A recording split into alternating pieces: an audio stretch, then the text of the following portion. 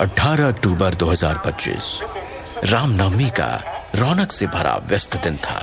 चारों तरफ शोर, उत्साह और कोलाहल का माहौल था। उसी वक्त बेंगलोर से आई हुई एक ट्रेन ने चाईबासा रेलवे स्टेशन पर आकर मानो इस शोर में और भी इजाफा कर दिया। ट्रेन से हजारों की भीड़ के साथ ध्रुव कंधे में एक छोटा सा बैग और हाथों में कैमरा लिए रिकॉर्डिंग करते हुए ट्रेन से उतरा। बड़ा सा माथा, घने घुंघराले बाल और एक बहुत आकर्षक और खूबसूरत चेहरे का मालिक ध्रुव इस भीड़ में सबसे अलग किसी हीरो की तरह लग रहा था। और सिर्फ लगना क्यों, हीरो तो वो था ही। सोशल मीडिया पर 1 करोड़ से ज्यादा फॉलोअर्स, व्लॉगिंग के सभी वीडियोस पर लगभग 10 लाख से ज्यादा लाइक्स। उसकी खूबसूरती और स्टाइल के कारण न जाने कितनी ही लड़कियों का क्रश था वो। और आज यहां इस छोटे से शहर में वो रावण वध को अपने कैमरे में कैद कर अपने ब्लॉगिंग के हुनर को और निखारने आया था। दरअसल इस जगह के रामनवमी की बहुत अधिक प्रसिद्धि इसलिए थी क्योंकि लोगों का कहना था कि यहां रावण वध देखने वालों के इस जन्म के पाप के साथ साथ पिछले जन्म के भी सारे पाप कट जाते हैं। हालांकि ध्रुव को ऐसी बातों पर यकीन न था, वो इन्हें ढकोसला मानता था, लेकिन पब्लिक डिमांड पर वो इसे कवर करने आया था। ध्रुव तो राम और रावण को एक ही सिक्के के 2 पहलू समझता था जो सभी के भीतर विद्यमान है, और यह व्यक्ति विशेष पर निर्भर करता है कि वो किसे तवज्जो दे, राम को या फिर रावण को। शाम हो चली थी। गांधी मैदान हर साल की तरह इस साल भी हजारों लोगों की भीड़ से सजा हुआ था। ध्रुव भीड़ में सबसे आगे खड़ा था। उसका कैमरा सब कुछ लाइव रिकॉर्ड कर रहा था। ये देख ध्रुव मुस्कुरा पड़ा। तभी जय श्री राम की गगन भेदी गूंज उठी। आकाश में काले बादल छाए हुए थे। तभी राम जी ने तीर छोड़ी। उसी वक्त हवा का एक जोरदार झोंका आया और तीर टकमगा गया। तीर दिशाहीन हो रावण की दिशा छोड़ सामने खड़े ध्रुव को जा लगी और चारों तरफ भगदड़ मच गई। ध्रुव को जब तक ये सब समझ आता, उसके कपड़ों में आग लग गई थी और आग की जलन से वो बेहोश होकर जमीन पर गिर पड़ा। ध्रुव की आंखों से सब ओझल हो रहा था। ध्रुव ने देखा कि उसका कैमरा अब भी सब रिकॉर्ड कर रहा था। भगवान श्री कृष्ण के सुदर्शन चक्र के जैसा ही है जीवन का यह रहस्य चक्र। पूरी दुनिया का चक्कर लगाकर फिर से शून्य से शुरू करता है। कुछ ऐसी ही ध्रुव की यह रहस्य भरी कहानी यहां नए सिरे से शुरू होती है। कहीं दूर एक अलग दुनिया के घने जंगल में एक बूढ़ा आदमी बैलगाड़ी चलाते हुए तेजी से जंगल को पार करने की कोशिश कर रहा है। वह गाड़ीवान बहुत चिंतित दिख रहा है। तभी टकराने की तेज आवाज के साथ गाड़ी का एक पहिया सड़क पर पड़े नुकीले पत्थर से टकराता है और गाड़ी रुक जाती है। गाड़ी में पीछे भूसे की ढेर पर बेहोश पड़े एक 17-18 साल के खूबसूरत नौजवान की नींद इस झटके और आवाज से खुली। मैं कहाँ हूं? ध्रुव ने पूछा। वो बहुत कमजोर महसूस कर रहा था। उसने असमंजस और संदेह की दृष्टि से अपने आसपास देखा और सोचने लगा, ये मैं कहाँ हूं? मैं तो गांधी मैदान में था और मुझे तीर लगा था। क्या मैं जिंदा हूं? मैं यहां कैसे आ गया? इतना सोचते हुए आदतन अपना मोबाइल देखने के लिए वो अपने हाथ जेब में डालने ही वाला था कि तभी गाड़ीवान की कृतज्ञता और खुशी से भरी हुई आवाज आई, युवराज अभिमन्यु, भगवान का लाख लाख शुक्र है कि आप सही सलामत हैं, वरना मैं महाराज को क्या मुख दिखाता। एक बार को तो आपकी पंसा से देखकर मुझे लगा हमने आपको खो दिया। गाड़ीवान ने ऊपर आसमान की ओर देखा और भगवान का शुक्रिया अदा करते हुए जमीन पर दंडवत लेट गया। फिर उठते हुए उसने उसका नाम पुकारा, युवराज अभिमन्यु, आप ठीक है?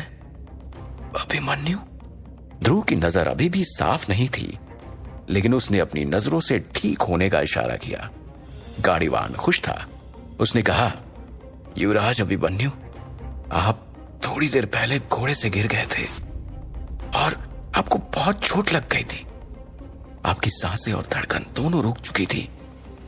वैद्य ने आपको मृत घोषित कर दिया था, पर भगवान की कृपा देखिए, आप जीवित हैं।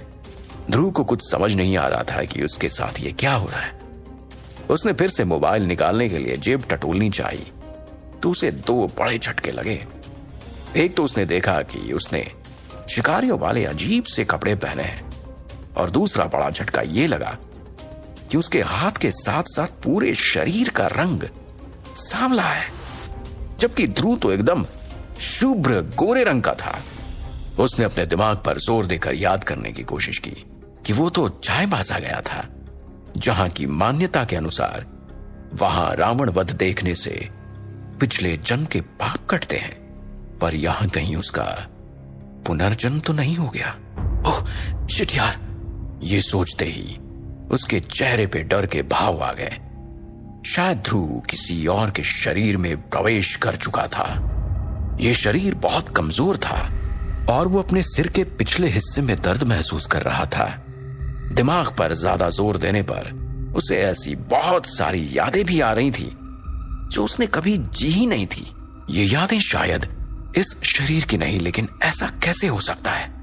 और इसी असमंजस के दबाव में वो फिर से बेहोश हो गया। कुछ समय बाद ध्रुव की नींद धीरे धीरे एक बिस्तर पर खुली और उसको फिर वही यादें परेशान करने लगी। वो अपनी पहचान खो बैठा था और वो समझ नहीं पा रहा था कि वो ध्रुव है या फिर अभिमन्यु। हिमालय के दक्षिण पूर्व में स्थित विजयपुरम साम्राज्य के ग्रामीण इलाके में बसे एक राजसी परिवार के दूसरे बेटे का नाम अभिमन्यु चौहान था। अभिमन्यु ध्रुव की तरह प्रतिभाशाली नहीं था। अभिमन्यु एक साधारण युवक था, लेकिन एक राजसी घराने का उत्तराधिकारी था। वास्तव में हुआ यूं कि अभिमन्यु अपने दोस्तों के साथ घोड़े की दौड़ में हिस्सा ले रहा था। तभी अचानक वो गिर गया और कमजोर होने के कारण उसकी वहीं मृत्यु हो गई।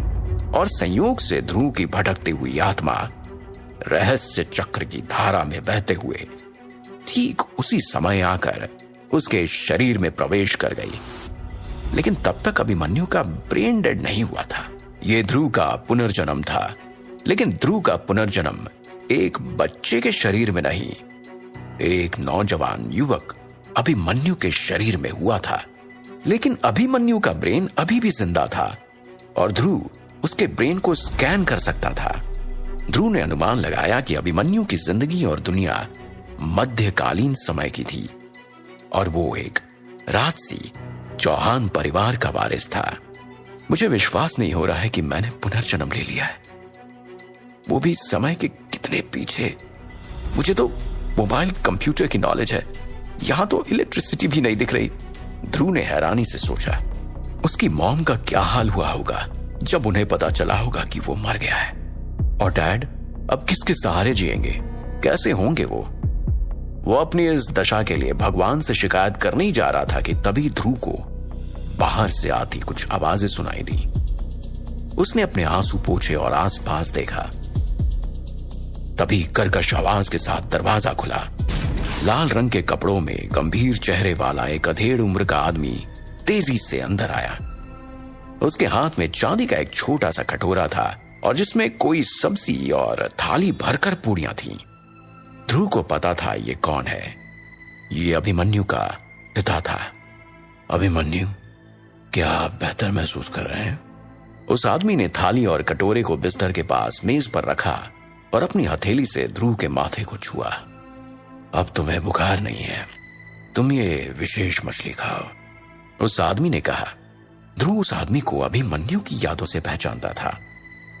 चौहान परिवार का वर्तमान नेता, इस क्षेत्र का राजा और अभिमन्यु का पिता भवानी सिंह। तुम भाग्यशाली थे कि इस घोड़े से गिरने के बाद भी तुम्हारी कोई हड्डी नहीं टूटी। मुझे हर समय तुम्हारी चिंता लगी रहती है। ध्रुव का हाथ पकड़ते हुए उसने कहा, तुम्हारे बड़े भाई ने परिवार छोड़ दिया, पर मैं तुम्हें नहीं खोना चाहता, भवानी सिंह भावुक होके बोला। मेरे बाद तुम ही नेता हो, इस राज्य के युवराज, तुमको जिम्मेदार बनना पड़ेगा। ध्रुव ने हाँ में सिर हिला दिया। हालांकि वो अपने मन में सोच रहा था, God, what I am doing here and why. Bhavani Singh ने अभिमन्यु को अपने लाड प्यार में बिगाड़ दिया था। उन्होंने ध्रुव के सिर पर हाथ फेरते हुए कहा, एक लड़की थोड़ी देर में तुमसे मिलने आ रही है, तुम अपना मन उसके साथ बहलाओ, पर याद रहे उससे हमेशा की तरह प्रेम ना कर बैठना, क्योंकि तुम्हारी शादी वहीं होगी जहां मैं चाहूंगा। राजकुमारों की शादियां प्रेम के कारण नहीं होती हैं। भवानी सिंह की आवाज में प्यार के साथ साथ थोड़ी सख्ती थी। इतना कहकर भवानी सिंह ने ध्रुव के माथे को चूमा और वो बाहर चले गए। बाहर सेनापति और अन्य सैनिक महाराज के आने का इंतजार कर रहे थे। दरवाजा बंद होते ही ध्रुव खाने की ओर मुड़ा। सब्जी श्रीशा नाम की एक मछली की थी। कहा जाता था कि एक जादूगर ने अपनी जादू की विद्या से बच्चों को मछली में बदल दिया था। ध्रुव ने चांदी का कटोरा लिया और जैसे ही उसके अंदर देखा उसके होश उड़ गए। सब्जी में एक शीशा मछली थी जिसका सिर बिल्कुल इंसान के चेहरे जैसा लग रहा था। बच्चे के चेहरे वाली मछली? यह देखकर ध्रुव थोड़ा घबरा गया और उसे चक्कर सा आने लगा। यह दुनिया बिल्कुल अलग ही है। यह मध्यकालीन से ज्यादा पौराणिक है, जहां जादू मंत्र के प्रयोग होते थे। ध्रुव ने सोचा। किसी तरह उसने थोड़ा सा खाया और मछली का सर कटोरे में ही छोड़ दिया। उसके बाद उसने लेटते हुए सोचा, ये कैसी माया है, एक शरीर और दो दिमाग। मैं इस तरह कैसे जी पाऊंगा? इसको व्यवस्थित करना पड़ेगा, वरना मेरा सर कंफ्यूजन से फट जाएगा। अब अभिमन्यु ने अपने ब्रेन को शॉर्ट करने का फैसला किया। ध्रुव ने गहरी सांस ली और अपनी आंखें बंद की और वो अभिमन्यु के ब्रेन मेमोरी में झांकने लगा।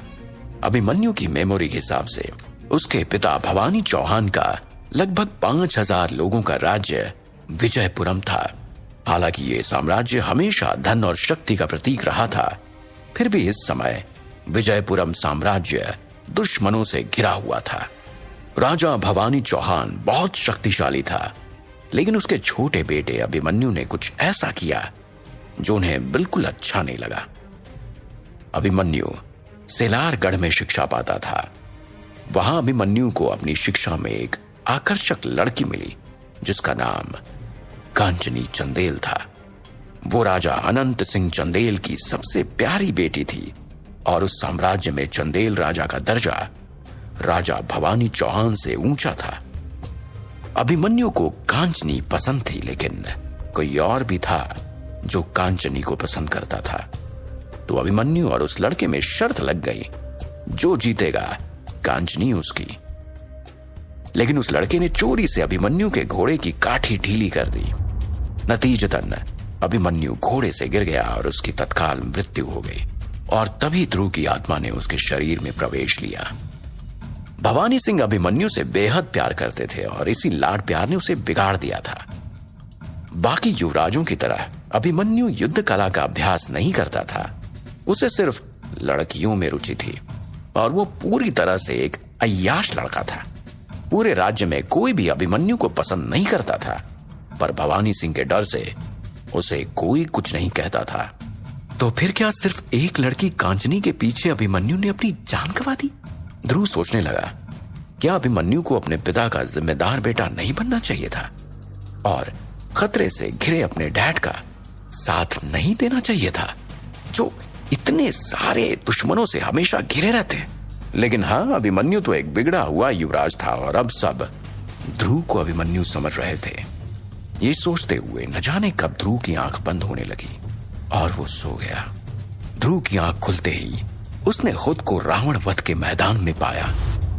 क्या ध्रुव वापस 2025 में लौट आया था?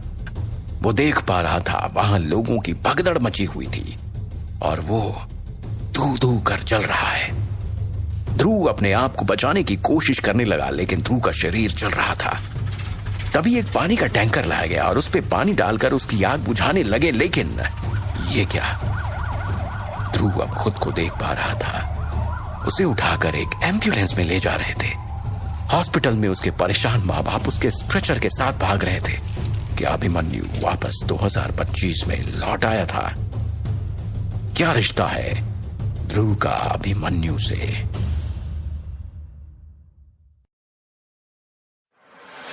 तभी ध्रुव छटपटाने लगा और उसकी आंख खुली। ध्रुव ने देखा वो अभी भी विजयपुरम के एक मकान में था। बेचैनी से ध्रुव उठा।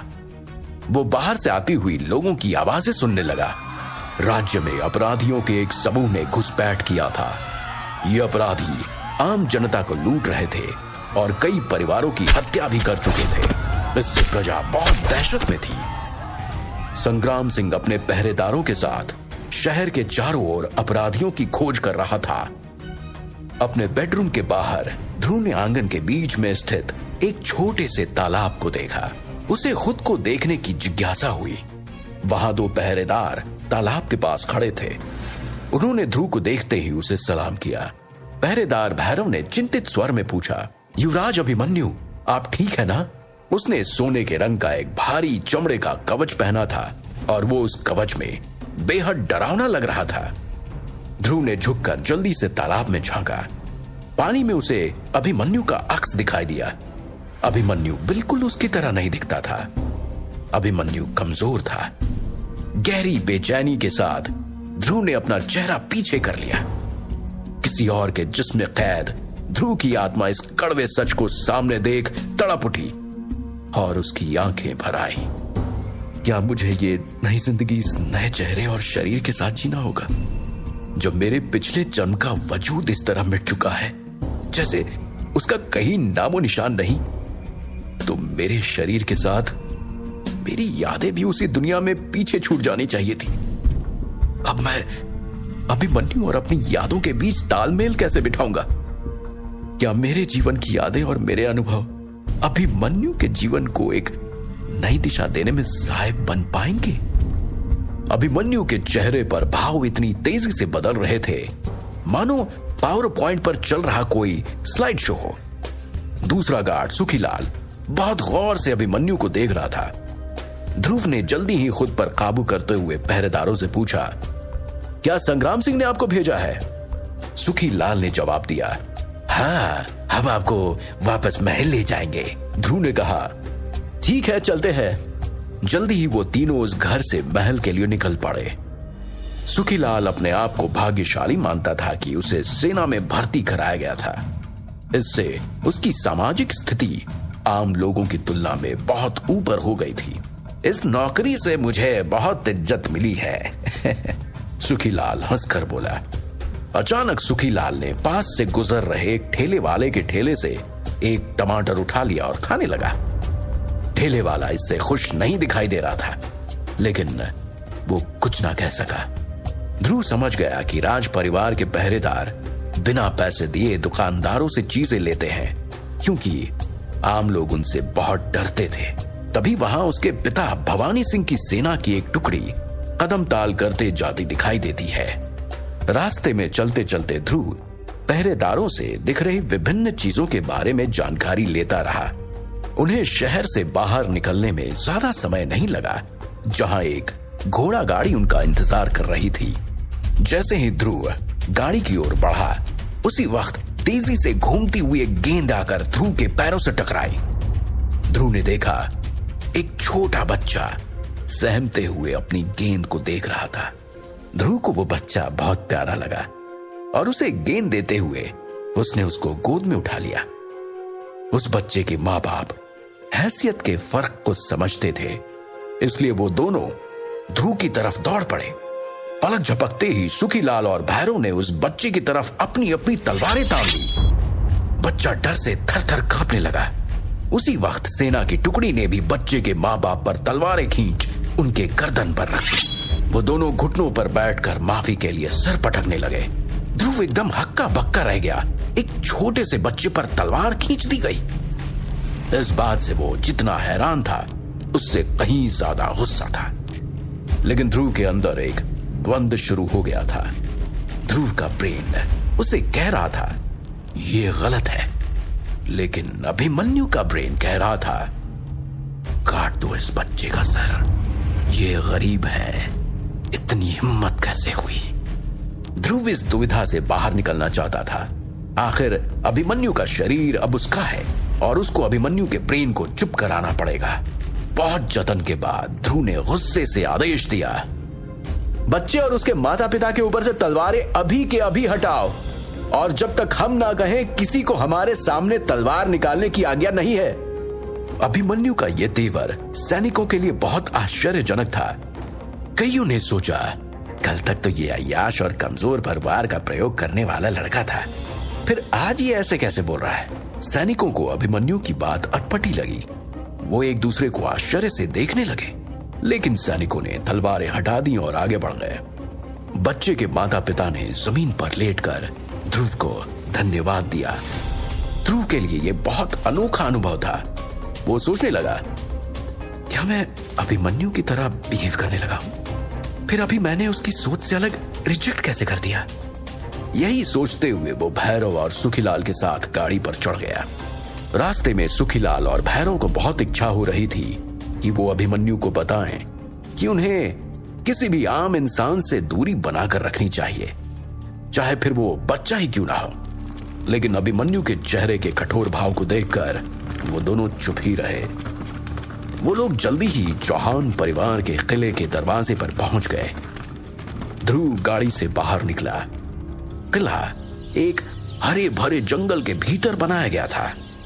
किले के चारों तरफ सुरक्षा के लिए एक खाई बनी थी। वास्तव में वो किला ऊंची दीवारों से घिरा एक शहर ही था। किले के अंदर बना राजमहल 5 मंजिला ऊंचा था और किले के बाहर से ही दिखाई दे रहा था। किले के मुख्य प्रवेश द्वार के सामने तलवारों के साथ कुछ पहरेदार तैनात थे। उन्होंने कुल को खाई पर उतारा और ध्रुव की गाड़ी किले के अंदर प्रवेश कर गई। सूर्यास्त से ठीक पहले का वक्त था और पीछे की ओर डूबते विशाल सूरज की किरणों की वजह से महल लाल रंग का दिखाई दे रहा था। ध्रुव को फूलों की खुशबू आई और उसे एक जाना पहचाना सा एहसास हुआ। ध्रुव ने पूछा, क्या राम सिंह यहाँ है? भैरव ने कहा, हाँ वो यहाँ है।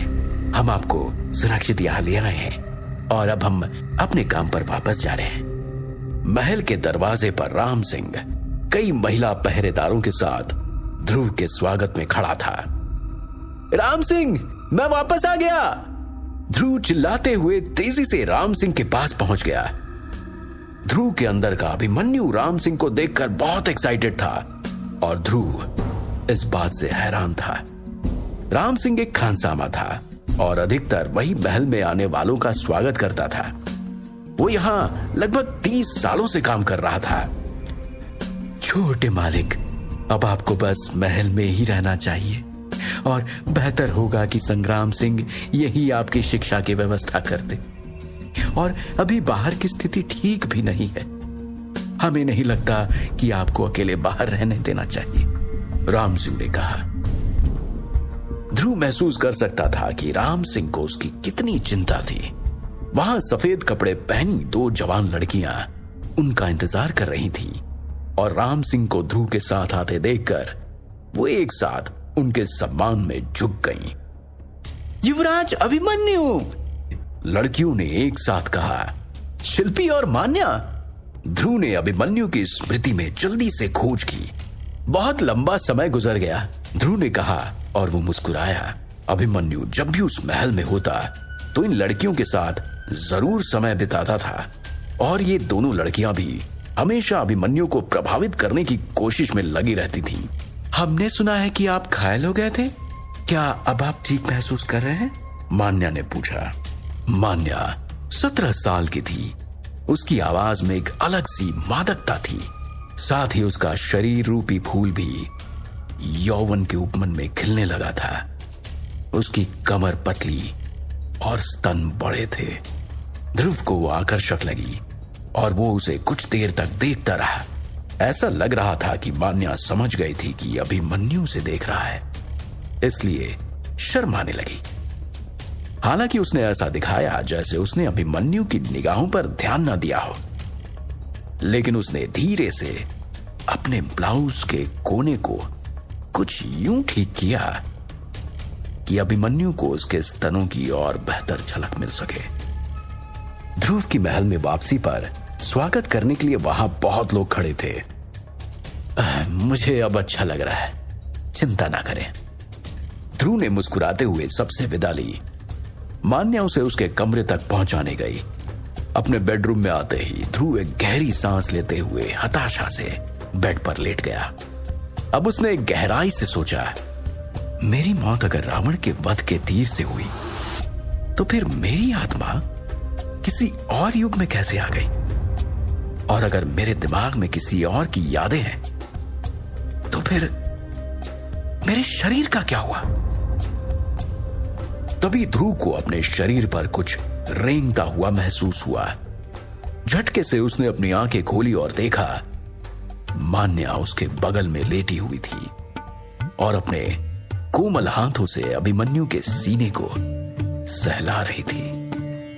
ध्रुव को यह कतई पसंद नहीं आया, लेकिन स्त्री स्पर्श का आदि अभिमन्यु इस स्पर्श से आनंदित होने लगा। एक बार फिर अभिमन्यु और ध्रुव के दिमाग में नैतिकता और अनैतिकता का द्वंद्व शुरू हो गया। उम्र में कम लेकिन प्रेम रस में एक्सपीरियंस्ड मान्या अभिमन्यु के ऊपर चुंबनों की बरसात करने लगी। ध्रुव ने एक पल के लिए मान्या को परे धकेल दिया और उठकर बैठ गया। वो तेजी से हाँफ रहा था और उसके पूरे शरीर में जैसे बिजली की तरंगें दौड़ रही थी। काफी लंबे समय बाद अभिमन्यु से मिलने पर उसका ये रिएक्शन मान्या के लिए एक चुनौती थी। उसने पीछे से अभिमन्यु को अपनी बाहों में जकड़ लिया और अपने होठों से पागलों की तरह उसे बेतहाशा चूमने लगी। आखिरकार अभिमन्यु के अंदर बैठी ध्रुव की आत्मा अभिमन्यु की काम इच्छा के आवेग के सामने हार गई। अगले ही पल अभिमन्यु ने मान्या को बिस्तर पर पटक दिया और अपने पुराने अवतार में लौट आया और वो एक बेकाबू प्रेमी की तरह मान्या पर टूट पड़ा। अभिमन्यु के अंदर जलती ज्वाला अब शांत हो गई थी, लेकिन नैतिकता की जंग में हारा हुआ ध्रुव बेचैनी के सागर में डूब रहा था। अब ध्रुव के दिमाग में बहुत उथल पुथल होने लगी। परेशान होकर वो कमरे से बाहर निकल गया। टहलते हुए वो कमरे के बाहर बालकनी के किनारे तक पहुंच गया। वहां से उसे नीचे एक छोटा सा तालाब दिखाई दिया। ध्रुव ने जब बालकनी की रेलिंग के नीचे झुककर तालाब में देखा तो चांद की रोशनी में उसे अभिमन्यु का चेहरा पानी में कुछ ऐसा दिखाई दिया मानो उसमें कोई रहस्य छिपा है और उसका राज पारदर्शक पानी के सतह पर तैर रहा हो। उस पल ध्रुव के मन में पड़ी विचारों की धुंध धीरे धीरे साफ होने लगी। तालाब के पास रखे पानी से भरे 2 कलश देखकर ध्रुव सोचने लगा, अब मेरा जीवन भी इसी पानी की तरह है।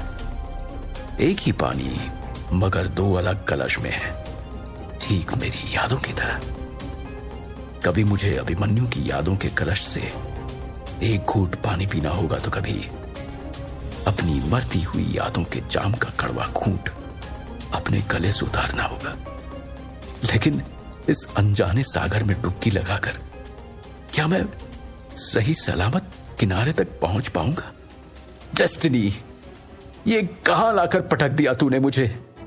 अभी अभी बेडरूम में जो हुआ वो ध्रुव ने किया या अभिमन्यु ने? ये सही और गलत, नैतिकता और अनैतिकता के चक्रव्यूह में फंस गया हूं मैं। क्या इस चक्रव्यूह में मर जाना किस्मत है मेरी? लेकिन अगर मरना ही था मुझे तो फिर मेरा पुनर्जन्म क्यों हुआ? इसका मतलब ईश्वर की कुछ और ही मर्जी है। तो मुझे अपने भीतर के राम और रावण से हर दिन हर पल लड़ना होगा। ईश्वर, अगर यही मेरी नियति है तो फिर मंजूर है मुझे। मैं ध्रुव आज से अभिमन्यु बनकर इस रहस्यमयी दुनिया के चक्रव्यूह को तोड़कर रहूंगा। ध्रुव इसी उधेड़-बुन में लगा था और वो बालकनी की रेलिंग पर कुछ ज्यादा ही झुक गया था। अचानक रेलिंग आगे की तरफ खिसक कर टूट गई, जैसे किसी ने जानबूझकर उस रेलिंग को तोड़कर बस वहां खड़ा कर रखा था। रेलिंग के साथ ध्रुव भी झटके से तालाब में जा गिरा। जोर की आवाज सुनकर राम सिंह 2 सैनिकों के साथ दौड़ा हुआ वहां आया। राम सिंह अवाक रह गया और वो जोर से चिल्लाया, युवराज अभिमन्यु! ध्रुव से लगकर एक कलश दूसरे कलश से टकरा गई थी और जोर की टन की आवाज के साथ कलश अपनी परिधि में गोल गोल चक्कर काटने लगी, बिल्कुल जीवन धारा के चक्रव्यूह की तरह। आखिर क्या है ध्रुव के जीवन का चक्रव्यूह? क्या इस प्रश्न का हल वो कभी ढूंढ पाएगा?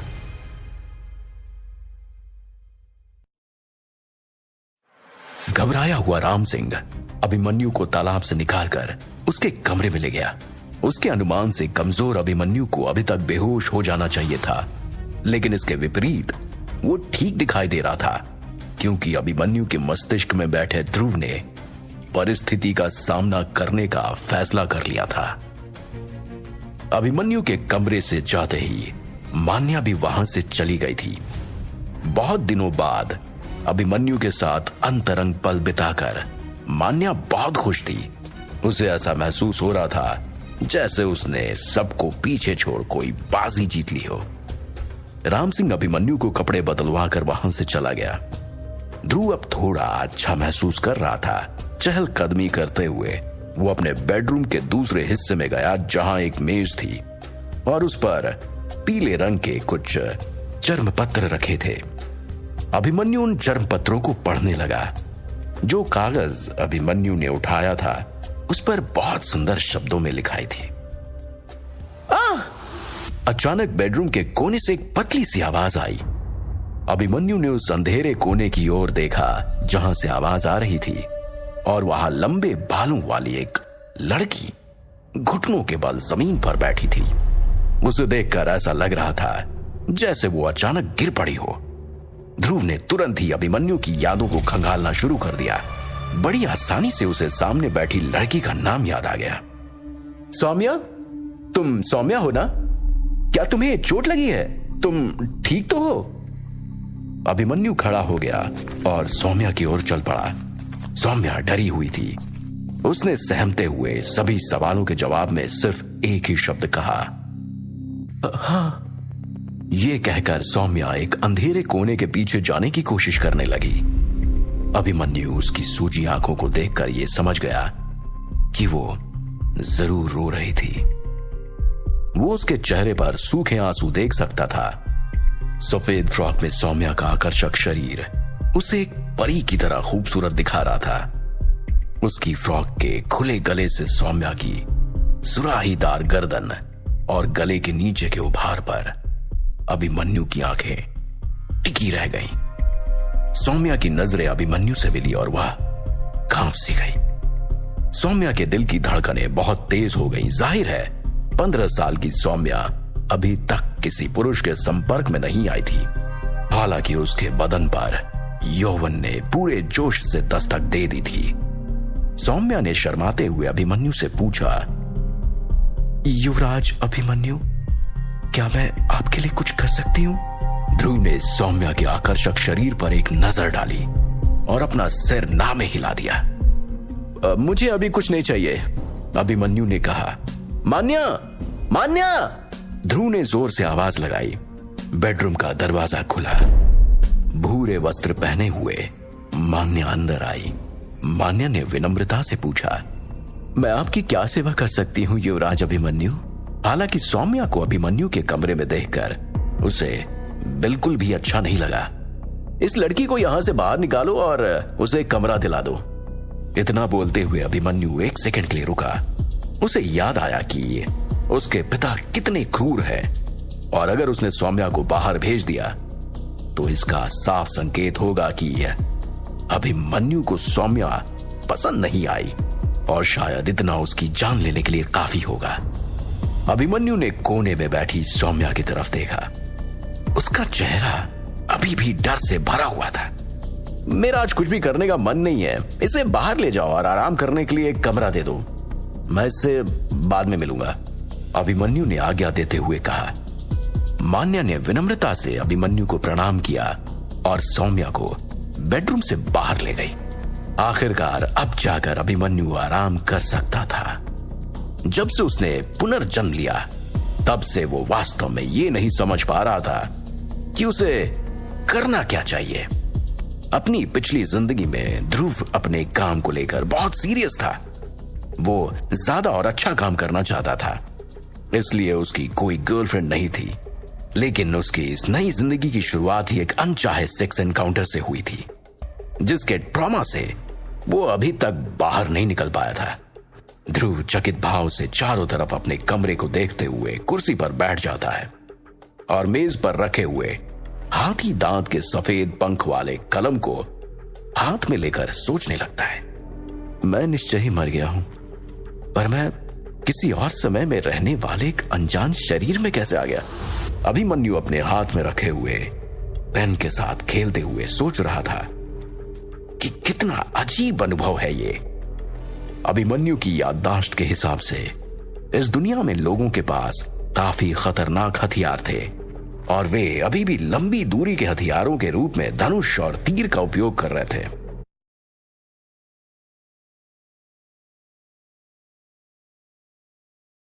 बंदूक, गोला, बारूद ये सब बिल्कुल नहीं था और अभिमन्यु ने भी इसके बारे में कभी नहीं सुना था। ये वो समय था जहां शक्ति की पूजा होती थी, लेकिन ध्रुव के लिए यह बिल्कुल अलग ही दुनिया थी। अभिमन्यु के पिता भवानी सिंह अभिमानी और क्रूर होने के बावजूद अपनी शक्ति और युद्ध कौशल के कारण वहां के लोगों के नायक थे। कुछ दिनों पहले दूसरे साम्राज्य के साथ हुई भीषण युद्ध में भवानी सिंह ने अद्भुत पराक्रम दिखाया था, जिसमें उनके साम्राज्य का बहुत नुकसान हुआ। अनगिनत योद्धा मारे गए, परंतु भवानी सिंह अपने कौशल के कारण बच गए। भवानी सिंह के पास एक बलिष्ठ शरीर, बेजोड़ युद्ध कौशल और अद्भुत तलवारबाजी का गुण था।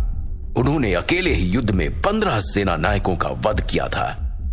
अपने मुख्य सेनापति भैरव सिंह के साथ वो किसी भी शत्रु के लिए बुरे सपने से कम नहीं थे।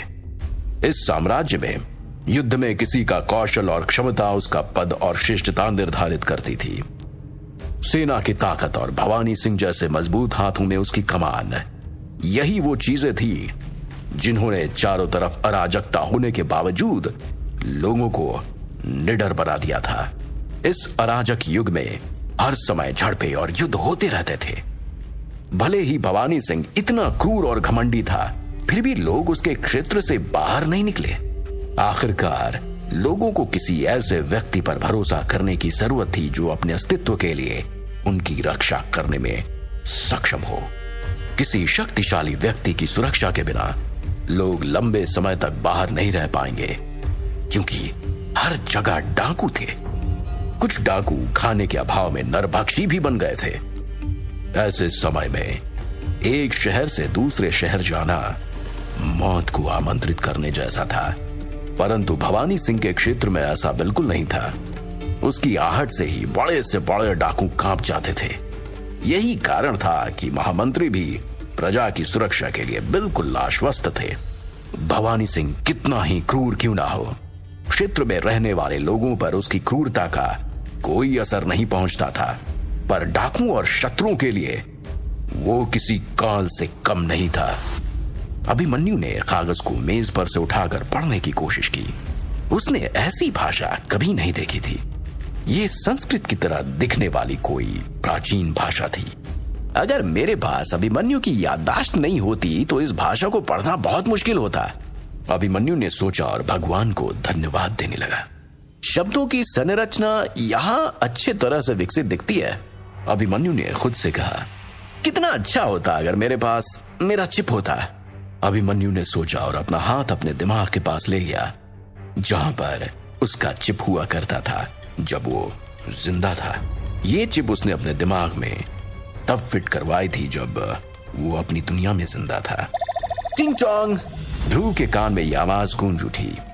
वो इस आवाज को बखूबी पहचानता था, जिसे उसने काफी बार पहले भी सुन रखा था।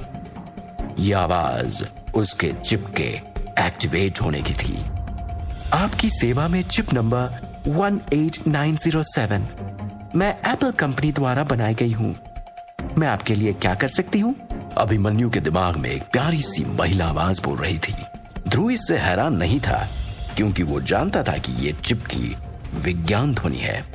यह स्वागत संदेश की तरह ही था जैसे टीवी स्क्रीन पर चालू करने पर दिखाई देता है। हालांकि चिप के पास कोई अपना दिमाग नहीं था। जैविक चिप 23वीं शताब्दी का आविष्कार था और इसके दो प्रमुख कार्य थे, जांच करना और याद रखना। यह चिप जो भी देखता था उसे समझकर बखूबी याद कर लेता था और ये एक औसत मस्तिष्क की समझ और याद रखने की क्षमता से 100 गुना ज्यादा काबिल था। एक औसत दिमाग सिर्फ 150 सालों तक की जानकारी रख सकता है, पर यह चिप 10,000 सालों तक की जानकारी भी सुरक्षित रख सकता था। चिप ने मेरे साथ पुनर्जन्म लिया, ये कैसे संभव है? अभिमन्यु को विश्वास ही नहीं हुआ और ये सोचकर उसकी धड़कन बढ़ गई और वो काफी देर तक कुर्सी पर बैठा सोचता रहा।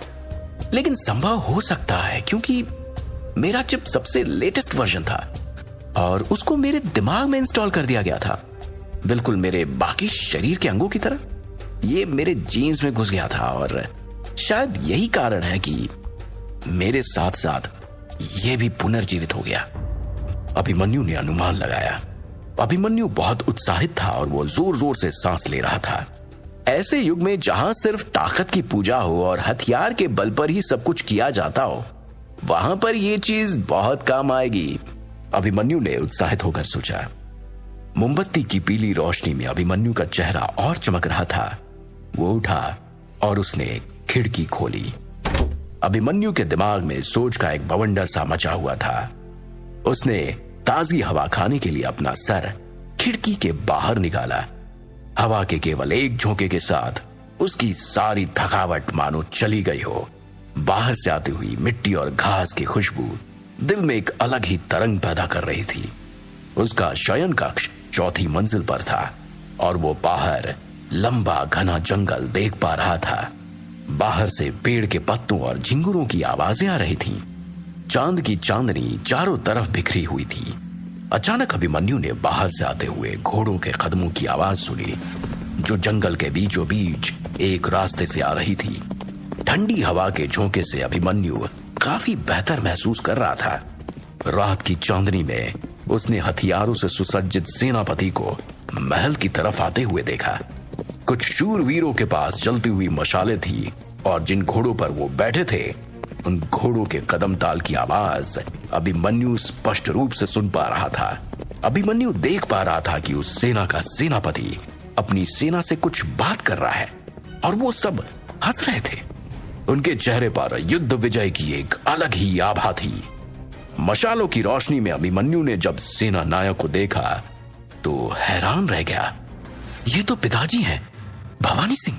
अभिमन्यु ने तुरंत उन्हें पहचान लिया क्योंकि वो उनसे पहले मिल चुका था और अभिमन्यु के दिमाग में उनकी स्पष्ट पहचान थी। भवानी सिंह अंदर आए और आते ही उन्होंने मान्या से कहा, मैं अभिमन्यु से मिलना चाहता हूं, उसे अभी बुलाया जाए। आदेश पाकर मान्या सीधा अभिमन्यु के कक्ष की तरफ चल पड़ी। मान्या के लिए यह एक बहुत अच्छा मौका था अभिमन्यु से दोबारा मिलने का और वो इस मौके का सही इस्तेमाल करना चाहती थी। लगभग उसी समय अभिमन्यु के चिप में से मधुर आवाज आई, कृपया नाम दे। 0। अभिमन्यु ने वही पुराना नाम जारी रखा जो उसके चिप का नाम था जब वो जिंदा था। नाम की पुष्टि हो गई है, चिप में से आवाज आई। चिप कॉन्फ़िगर हो गया है, चिप का आनंद ले। अगर कोई शिकायत है तो कृपया 40355627 पर कॉल करें। उपयोग करने के लिए धन्यवाद। ध्रुव का चिप के साथ इस दुनिया में रिकनेक्ट हो जाना मानो डूबते को तिनके का सहारा मिल जाने जैसा था। वो अचानक ही एक अजनबी दुनिया में आ गया। ये टाइम ट्रैवल के जैसा था जहां उसके लिए सबके चेहरे अनजान थे पर रिश्ते उधार के थे और पल पल बदलते हालात उसे हर पल नई चुनौती दे रहे थे। ध्रुव ने चिप को टेस्ट करने की सोची। इसके लिए उसने सबसे पहले अपने कमरे की जांच करना तय किया। ध्रुव ने कमरे की दीवार पर अपना दायां हाथ रखा और अपने मन में चिप को कमांड दिया, 0। इस दीवार की स्ट्रेंथ क्या है?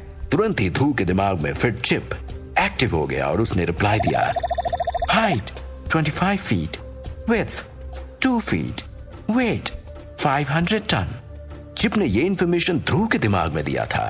फिर भी चिप के सफल संचालन से ध्रुव के चेहरे पर एक हल्की सी मुस्कान आ गई। वहां मान्या आ गई थी। दरवाजे की ओट में खड़ी होकर उसने देखा कि अभिमन्यु अपने आप ही मुस्कुरा रहा है। वो ये सब आश्चर्यचकित रूप से देख रही थी। ये युवराज अभिमन्यु क्या कर रहे हैं? मान्या ने सोचा, कहीं घोड़े से गिरने की वजह से इनके दिमाग पर बुरा असर तो नहीं पड़ गया है? ये खुद से क्या कह रहे हैं और अपने में ही क्यों मुस्कुरा रहे हैं? ये सोचते सोचते मान्या ने दरवाजे पर हाथ रखा और दरवाजा एक जोर की आवाज के साथ खुल गया। अभिमन्यु ने चौंक कर पीछे देखा। मान्या को देख वो थोड़ा घबरा गया। उसे इस बात का डर था कि कहीं मान्या को ये पता न चल जाए कि अभिमन्यु के शरीर में रहने वाला वो कोई और है। कहीं अभिमन्यु की पोल तो नहीं खुल जाएगी? कहीं ये पता तो नहीं चल जाएगा कि वो अभिमन्यु नहीं बल्कि कोई बहरूपिया है?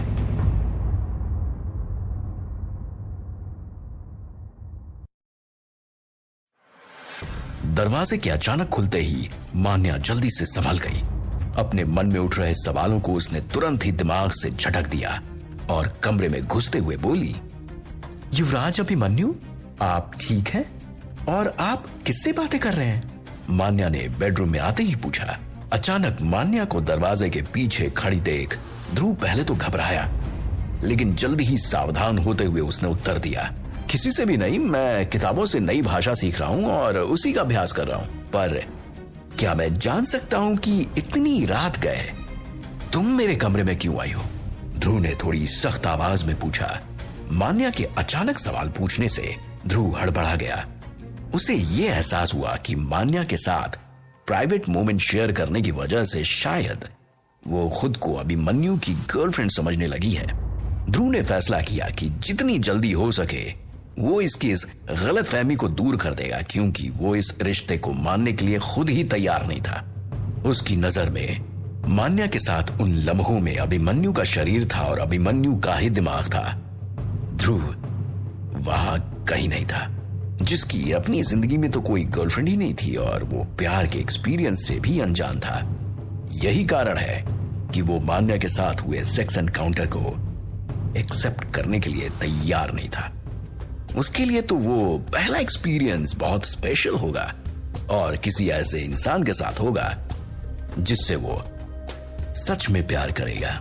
मुझे माफ कर दीजिए युवराज, मुझसे भूल हो गई, पर आपको ऐसे ही बात करते देख मैं आपकी तबीयत के लिए चिंतित हो उठी और आपसे सवाल कर बैठी। इस गलती के लिए मुझे माफ कीजिए। मान्या ने सिर झुकाकर अपराध बोध से क्षमा मांगी। ठीक है, पर दोबारा इस बात का ख्याल रखना। अब बताओ कि क्यों आई हो? ध्रुव ने राहत की सांस लेते हुए पूछा। मान्या ने हामी भरी और कहा, महाराज भवानी सिंह ने आपको याद किया है और वो आपसे अभी मिलना चाहते हैं। ध्रुव भी भवानी सिंह से मिलने के लिए उत्सुक था। वो तुरंत ही चल पड़ा। मोमबत्ती की रोशनी में ध्रुव और मान्या गैलरी पार करते हुए घुमावदार सीढ़ियों से नीचे चले गए। वे दूसरी मंजिल की सीढ़ियों पर पहुंचे।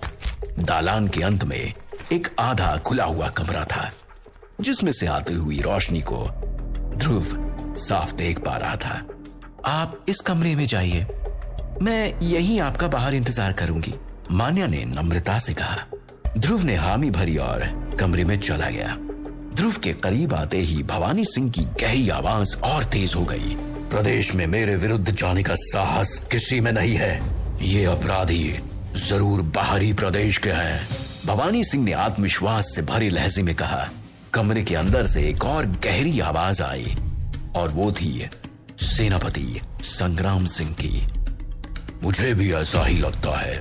उनकी वेशभूषा और हथियारों की शैली के आधार पर ऐसा प्रतीत होता है कि वो निश्चय ही पूर्व के हैं। सारे अपराधी काफी प्रशिक्षित थे।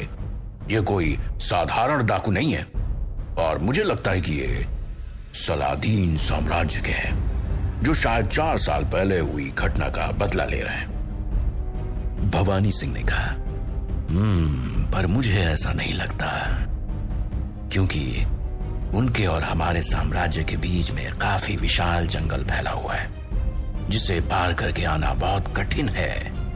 उनके यहां तक पहुंचने की संभावना काफी कम है।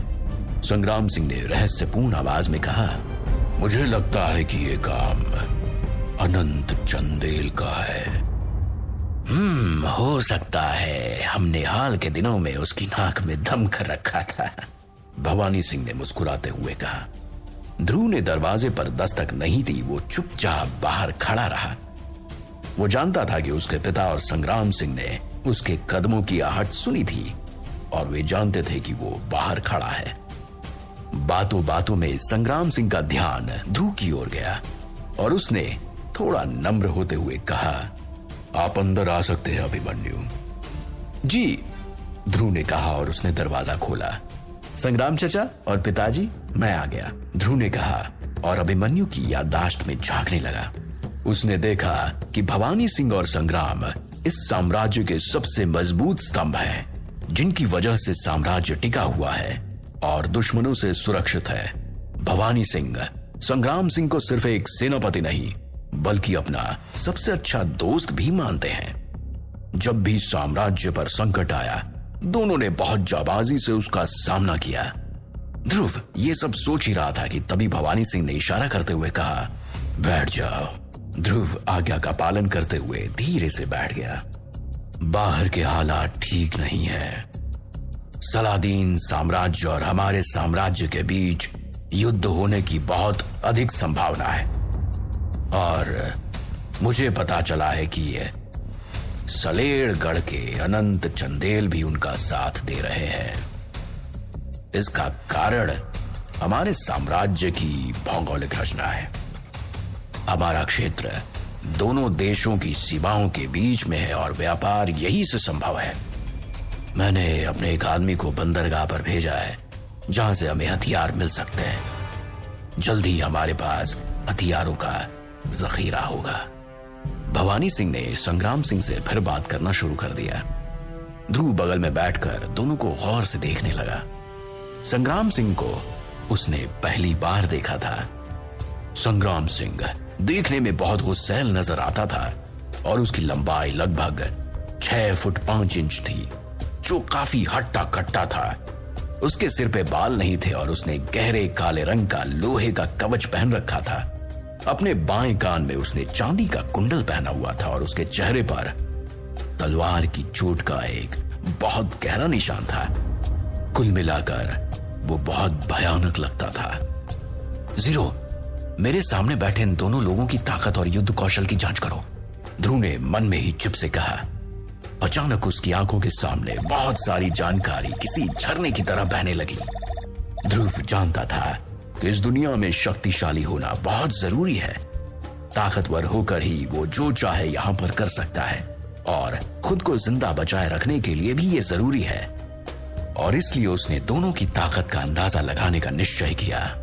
भवानी सिंह और संग्राम काफी समय तक क्षेत्र में हो रहे अराजक तत्वों पर बात करते रहे और बीच बीच में भवानी सिंह ध्रुव को भी देख रहे थे कि वो सुन रहा है या नहीं। वो चाहते थे कि ध्रुव यानी कि अभिमन्यु अब युद्ध और सुरक्षा की चीजों में रुचि ले, क्योंकि आगे साम्राज्य की कमान उसी के हाथ में जानी है। पर ध्रुव तो कहीं और ही खोया हुआ था। वो चिप से निकली हुई जानकारियों को अपनी आंखों के सामने तैरता हुआ देख रहा था। भवानी सिंह, जांच करने के बाद परिणाम, ताकत 2 से अधिक है, फुर्ती 2 से अधिक है और सहन शक्ति 2 से अधिक है। संग्राम सिंह, संवेदी जानकारी के आधार पर परिणाम, ताकत 3 से अधिक है, फुर्ती लगभग 1 है और सहन शक्ति 3 से ज्यादा है। ध्रुव के दिमाग में जीरो ने जानकारी दी। ध्रुव हैरान था, क्योंकि जहां से वो आया था वहां एक सामान्य और स्वस्थ इंसान के सारे गुण 1 से अधिक नहीं होते। फिर ये दोनों इतने ताकतवर कैसे हो सकते हैं? ध्रुव ने हैरानी से सोचा। परिणामों के अनुसार ध्रुव के पिता और संग्राम सिंह काफी हद तक सुपरमैन थे, जिन्हें वो फिल्मों में देखा करता था।